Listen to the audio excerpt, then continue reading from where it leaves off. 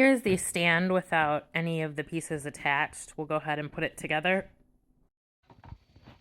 Here we slid the centerpiece into the stand and now are tightening the screws to attach it to the stand.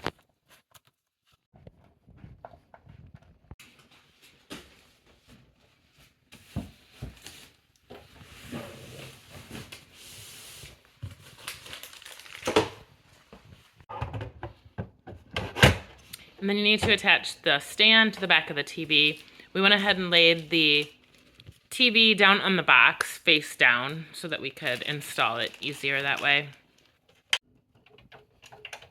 And here are all the audio inputs. They're on the side versus the back, so you can access them even after you put on the cover panel.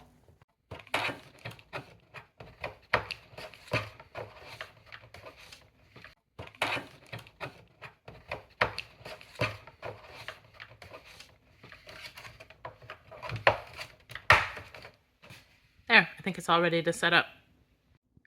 And here's the TV once we set it upright on the stand.